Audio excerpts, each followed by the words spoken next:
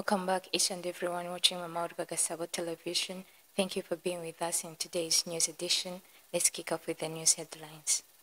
President Paul Kagame and Hailemariam Desalegn welcome inaugural cohort of African School of Governance MPA program. Rwanda and DRC Congo officials renew commitment to dismantle Fdlr. On the international scene, President Ruto and Marco Rubio discuss Haiti trade in New York. Let's take a short break to be back into the news details.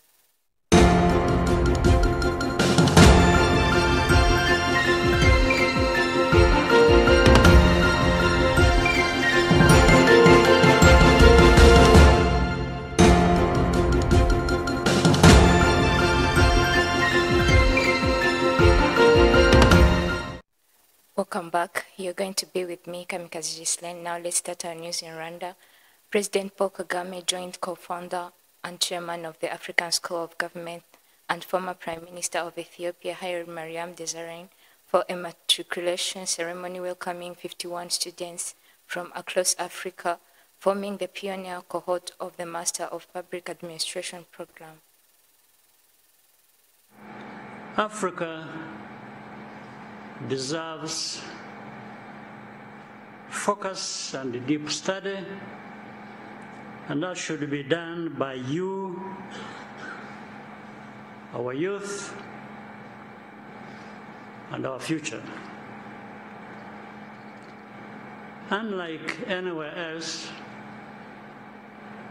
your education here will challenge you to think critically and practically about how to move our continent forward. This school will prepare you for leadership, but the journey starts from within. You need 3 essential qualities.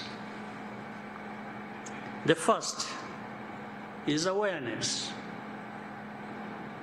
Pay attention and observe how Africa is perceived in the world. Is it fair? Is it true? And so on and so forth. Some challenges are inherited, but many are self-inflicted or are allowed to persist through inaction and indifference. Other regions that were once at the same level have surged ahead, yet Africa still struggles with issues that should have been solved decades ago. Moving ahead, 4 Points by Sheraton Hotel has provided 100 students studying at GS Rutunga School, located in Gasabo district, with school supplies that will help them in their studies.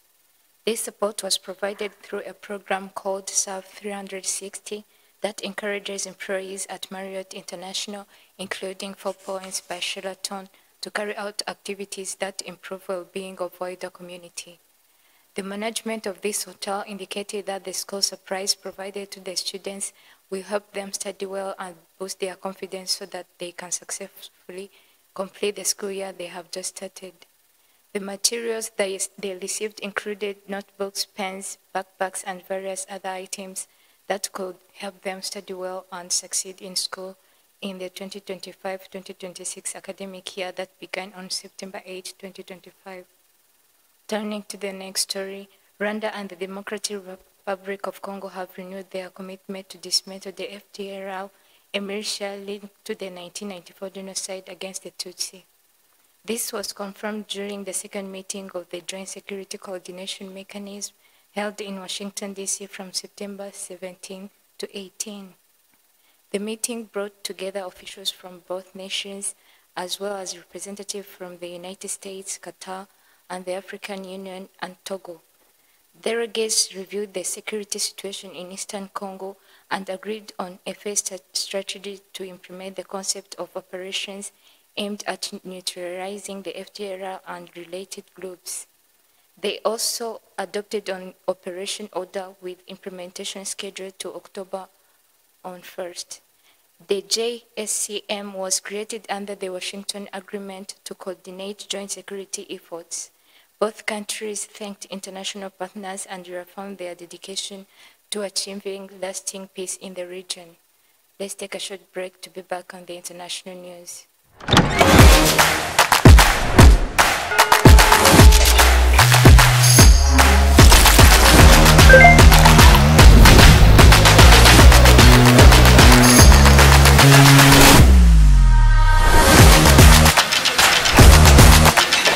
She's so bombastic.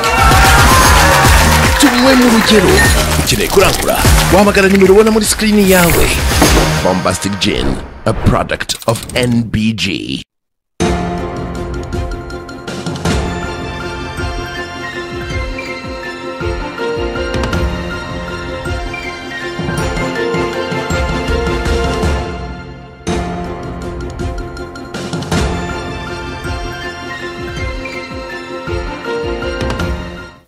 Welcome back. On the international scene, U.S. Secretary of State Marco Rubio and President of Kenya William Ruto on Wednesday were both in New York for the United Nations General Assembly.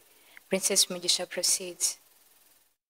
This start on the African news where the U.S. Secretary of State Marco Rubio and the President of Kenya William Ruto on Wednesday held both were in New York of the United Nations General Assembly.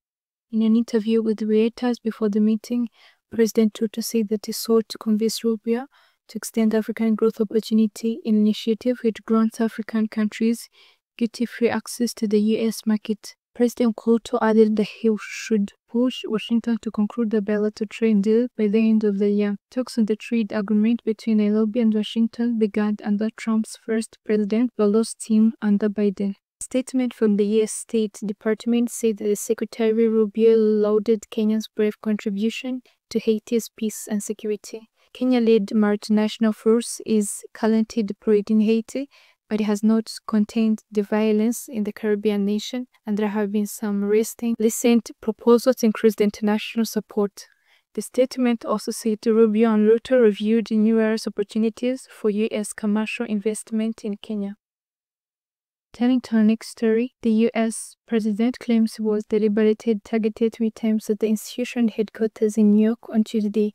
U.S. President Donald Trump has called for an investigation after claiming he was a victim of the triple sabotage during his visit in UN General Assembly on Tuesday. In a long message posted on his Truth Social platform on Wednesday, President Trump insisted that he had experienced 3 Smithers events, which included the sudden halting of an escalator he and First Lady Melania Trump were on. President Trump argued that the incident was not a coincidence, citing a report in Times of the Rwanda that UN staffers had joked about turning off an escalator during his visit.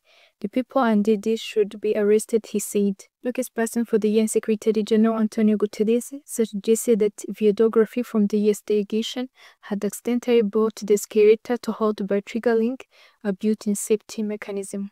The US president also claimed that the sound was off in UN auditorium while he was giving a speech, saying he could only be heard through interpreters. The president allies were also quick to hit out against perceived saboteurs, which White House Press Secretary Carolina saying that if someone deliberately stopped the escalator, they should be fined and investigated immediately. Concluding international news, a Paris court found former French President Nicolas Sarkozy guilty on Thursday of criminal conspiracy in a case which he has been seen stand trial for alleged accepting illegal campaign finance from the regime of Libyan leader Gaddafi to secure his 2007 election victory. However, the court acquitted Sarkozy on Thursday for passive corruption, embezzlement of urban public funds, and illegal election campaign financing. The criminal conspiracy charge relates to his involvement in a group that prepared the corruption offense between 2005 and 2007, the court said. The court is still detailing its ruling and has not immediately sentenced 70-year-old Sarkozy, who held France's highest office between 2007 and 2012. Sarkozy can appeal the verdict, which would suspend any sentence pending the outcome. Paris court ruling makes Sarkozy the first former French head of the state convicted of such a high-level criminal. Prosecutors have accused Sarkozy of forging a deal with Gaddafi in exchange for campaign money, suggesting he helped rehabilitate Libya's international standing and promised lenience of the Gaddafi's brother-in-law, convicted in France in 1989 airline bombing that killed 170 people. During the 3-month trial other this year, judges poked evidence ranging from the trips to Tripoli in 2005 to money transferred through offshore accounts, as well as claims that Sarkozy government protected and aided Gaddafi's former chief of staff. They also examined the suspicious deals of the Libyan oil minister who notes mentioned payments for Sarkozy. Sarkozy has consistently denied wrongdoing, insisting there is not shelf of proof linking Libyan's funds to his campaign. His lawyers argued that the case is built on unreliable documents and testimony. This case adds to Sarkozy's mounting legal troubles. He has already been convicted in 2 other cases, the bargain affair over his 2012 presidential campaign spending and the so-called Bisson case involving corruption and influence pending. Between January and May, the former head of the state had to wear an electronic ankle bracelet, a preceded punishment for former president. He has lodged an appeal with the European Court of Human Rights. The case also implicated 11 court defendants, among them 3 former ministers. Princess Umugisha Mawar Bagasao TV. As we come to the end of the news edition, let's remind you of the top stories that we talked about. President Paul Kagame and Haile Mariam Desalegn welcome inaugural cohort of African School of Governance MPA program. Rwanda and Democratic Republic of Congo officials renew commitment to dismantle Fdlr. On the international scene, President Ruto and Marco Rubio discuss Haiti trade in New York. And this marks the end of our news edition today. Stay tuned.